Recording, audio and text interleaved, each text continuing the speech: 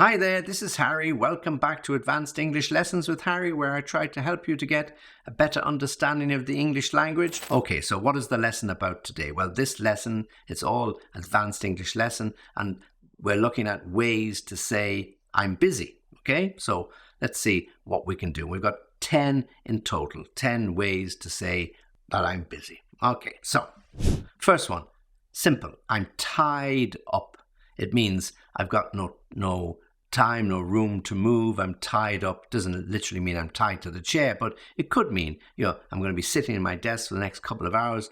And so I really can't meet anybody. I can't see anybody. I'm tied up, in fact, for the next couple of days. Give me a call or drop me an email and perhaps we can meet after that. But for the next few days, I'm tied up. Oh, I'm tied up tonight. I'm really busy. I'm swamped. Okay, now when we are swamped, it means we've got paperwork up to our eyeballs, up to the top of our head, wherever you describe it, but I'm swamped. So every time I move, more paper lands on my desk. Every time I move, more emails drop into my inbox. I'm completely swamped. But I'm swamped and I don't have time to teach you about cuisine. Swamped is when if a small boat is sailing on the water and the water is quite rough, the water comes into the boat and soon it gets swamped and it starts to sink. And that's how you feel when you're swamped with work. You're sinking under the weight of paper. Okay, so I'm totally swamped. The one that people usually use, and it's very, very familiar, is I'm snowed under. I'm snowed under, to be honest, and I've got a headache. Yeah, snowed under means it's like snow drift coming in and I really can't move. I've got so much work to do. I'm snowed under. I don't think I'm going to be able to get away at the weekend as I thought and I hoped. I'm completely snowed under. We could just use a general expression. It's hectic. Listen, I know it's hectic. It doesn't really say much, but it's hectic. The phones are ringing all the time. Customers are looking for us. Emails are coming in, the orders are stacking up. Well, it's usually the way things are when we are coming towards the end of the year. People want to get everything done. I don't know what it is. People are crazy to think the world is going to end on the 30th of December. So they're sending in the orders now. So it's really hectic. It's been hectic though for the last couple of months. So hopefully we'll all be able to enjoy our holidays. But at the moment, it's hectic. We used snowed under. We can also use a similar, I'm buried in work, like I'm up to my armpits, I'm up to my neck, I'm up to my eyes in work, I'm buried in work. So a bit like snowed under. Buried means there's so much paperwork or whatever that you just cannot move. Literally, you cannot move. I'm buried in work. And it's going to be like that for the next few days. So if we're going to do something, let's do it next week, perhaps when some of this work shifts or I get somebody to try and help me. At the moment, though, I am buried. And as I said, where you can be up to your eyes, up to your neck, up to your ears. I'm up to my neck in paperwork. People use all sorts of parts of the body to describe some not so true or not so polite there. So they can be different parts of the body. So I'm up to my eyes, up to my ears, up to my neck in work. Okay, so just generally means I've lots and lots and lots to do.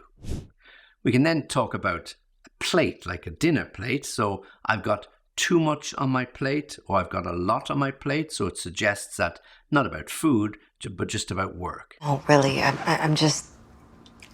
got a lot on my plate right now.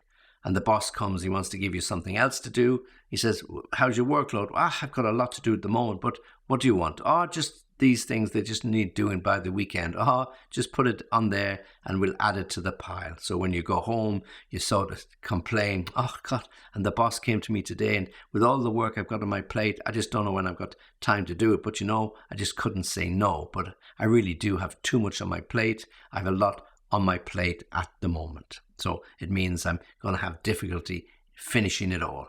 It's like when you go to a restaurant and you get a big, big helping of food and you look at it. I mean, literally, there's a lot on your plate and you're wondering how you're going to eat it all. Of course, you don't have to eat it all, and that's the thing. But when somebody puts really nice food on your plate, you feel an obligation to do as much as you can, eat as much as you can. So with the work, you feel the same. You've got a lot on your plate, you have too much on your plate, but something tells you, a little voice inside says, you got to do it. The boss wants you to do it. You've got to do it. Now, something a little bit more formal, I'm at maximum capacity. Very, very formal. Maximum capacity for what? Yeah. So we could, when we put the foot on the accelerator and the car drives at maximum capacity, we really open it up and it goes really, really fast. But when you're working and you're at maximum capacity, it probably means that, there's no more you can do. It's just impossible for you to take on any more work. So you tell your PA, if you have one, or you tell your boss, or you tell your colleagues, look, there's no way I can take on any more work. I'm going to have to pass it on to you guys. I'm going to be delegating work for the next couple of months. So I'm at maximum capacity. I'm at breaking point. You could just make a general statement to people who want you to do things. So you could sort of pass them off politely by saying, well, look, I have some other priorities to get through over the next couple of days. So it really means I've got more important things to do, but you don't really want to say that. So I've got some other priorities, but if you give me a call in a couple of days, I'm sure I'll be able to squeeze you in for an appointment or a referral, and we'll see exactly what needs to be done. Okay, so at the moment, I have other priorities, but leave it with me. Call me back in a couple of days, and I'm sure we'll be able to deal with it then. Okay, and then simply, I have my hands full. My hands are full of work. Yeah, I have my hands full. Would be great, except I have my hands full trying to... What more can I do? Everything. Every time I move, somebody gives me something else. So at the moment, and for the last few weeks, I have had my hands full, and I don't expect it to change anytime soon. Okay, so 10 particular expressions or ways to suggest that you're busy. Now, we could use some very, very rude ways to tell somebody where to go when we're busy, but unfortunately, I think Google might shut me down, so I have to be really, really careful.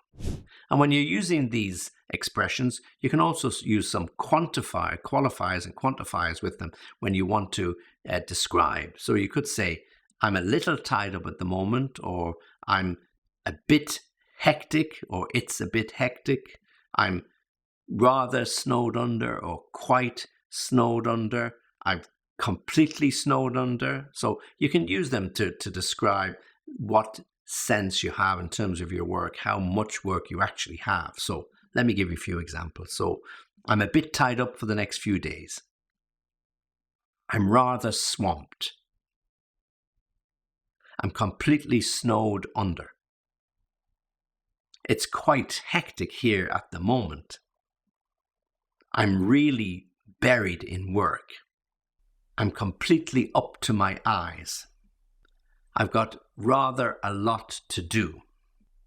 I have a lot other priorities on my plate at the moment, and my hands are completely full. So there are different ways to use those in which you can underline or qualify your expression to explain to somebody how busy you actually are. Okay, and before we finish, I might just ask you, if you do like this particular lesson, then please like the video, and if you can, subscribe to the channel, because it really, really helps.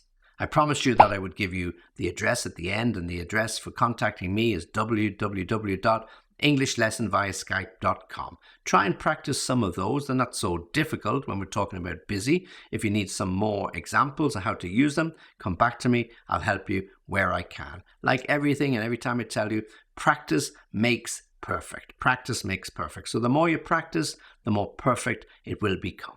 Okay, well, thanks for listening. Thanks for watching. This is Harry saying goodbye. Join me again for the next lesson.